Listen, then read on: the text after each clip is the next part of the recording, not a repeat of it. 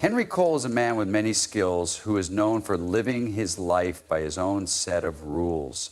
His love of speed and style shows in his personal life, where he lives a fancy life that fits his image. Henry's life is full of adventure and sophistication, as shown by his many travels around the world and his extraordinary collection of old cars and motorcycles. Come with us as we look into it. Several studies say that Henry Cole's net worth will be around $1,300,000, 0 cent by the year 2025. But first, we need to figure out how he made his money. Henry joined the job right after graduating from Eton College, just like a lot of other graduates who did the same thing. His goal was to find chances. At the start of his job, he worked as a cameraman for several networks, such as ITV and TF1. In the beginning of his work, he directed rockumentaries for heavy rock bands. Later, he directed TV ads and movies. He worked for a while before he made this change. Following his successful rise to the top of the company, Henry started working on a range of projects, from music videos to ads, to gain useful experience. After that, he started making his own movies right away. His best-known movie, Mad Dogs and Englishmen, starring Tom Howell, Elizabeth Hurley, and other famous actors and actresses, did not do well at the box office. It's important to remember that the movie didn't fail because Henry and the rest of the company were bad at their jobs. The show was a failure because he wasn't experienced enough, and he ended up having to pay for it. The good news is that he was able to make a successful documentary series thanks to a good deal with Playboy TV UK. This almost fully paid off his debt. After Henry got over his first failure, he told the head of Channel 5 about the idea for Stars and Cars. Henry added a condition that said he should be the show's host, which was met with a frown. This was not the case for Channel 5, which loved the show but did not want Henry to lead it. To get the head of operations even more convinced, he suggested that a Christmas special be made for free. If it did well, he would be offered the series, and if it didn't, he would be happy with getting lunch for free.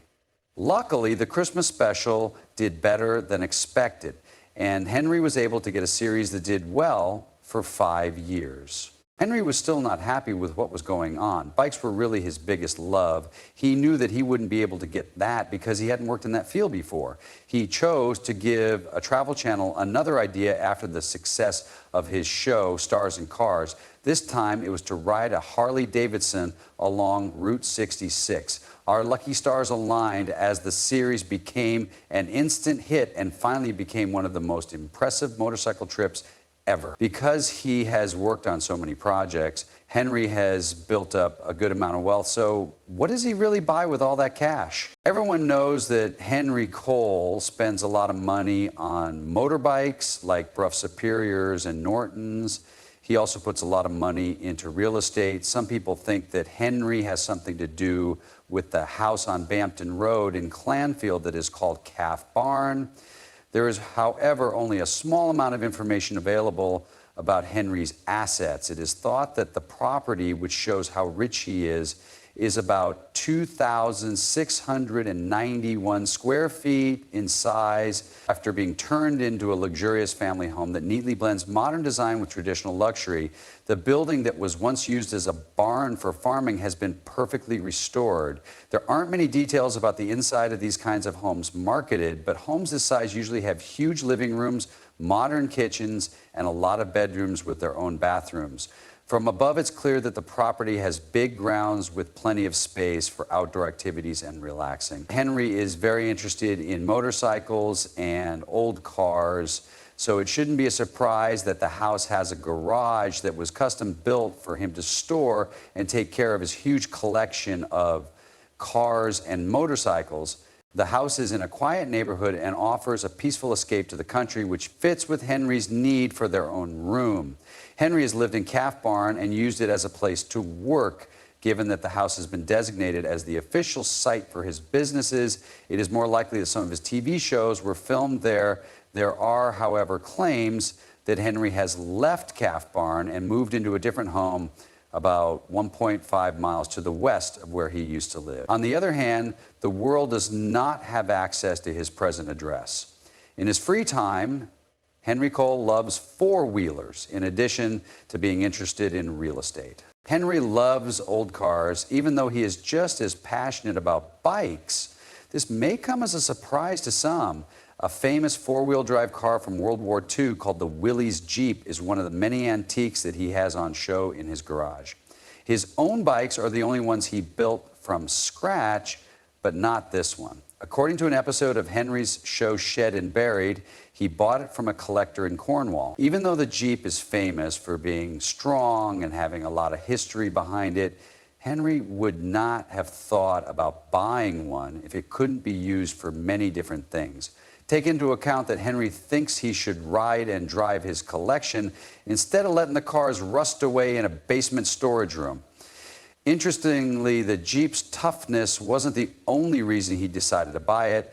The way it looked was also a big deal. Jeeps can easily get through rough terrain because their bodies aren't too heavy and their four-wheel drive systems work well. The Go Devil engine is under the hood. It has 4 cylinders and a size of 2.2 liters.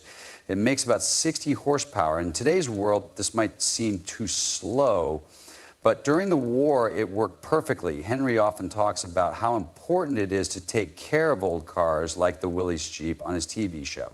He thinks these cars are more than just transportation. He sees them as live pieces of history that connect people to the past. He is very interested in preserving the past of cars, which is why he owns a Ford Model A full HSCC raceback Chevy Camaro SS, a Buick, several Land Rovers, a Range Rover, and old tractors.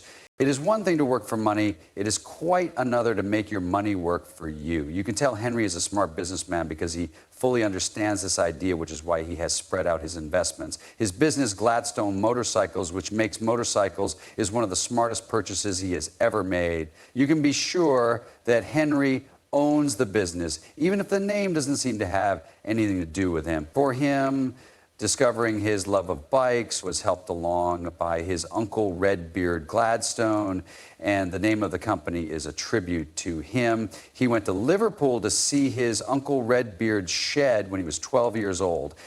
That's when he fell in love with bikes for the first time. Meeting that person set the stage for his working life. Henry has bought a number of different types of motorcycles since he fell in love with them. One of these is the legendary Brough Superior SS 100, which is sometimes called the Rolls-Royce of motorcycles. A Steve McQueen Desert Racer, an American Chopper that was made to order, a Norton Commando 961, SC Cafe Racer, a Dresta Triton 750cc, a Triumph Bonneville, and of course the Gladstone No One, which was the first thing his company ever made, are all in his shed. Henry runs a business and a shop where his fans can buy things that have something to do with his life. His shop sells more than just clothes. You can find t-shirts, flannel shirts, hats, and jackets, among other things. Together with clothes, the store sells many different kinds of extras.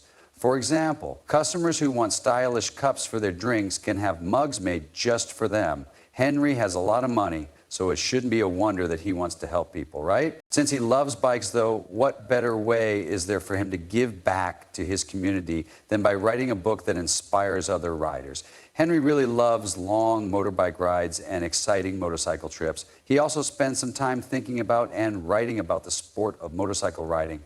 That's what Henry wrote in his autobiography, A Biker's Life, Misadventures on and Off Two Wheels. In this book, he writes about his life, including both the good and bad things that happened to him. Millions of guys around the world ride motorcycles and can relate to his story.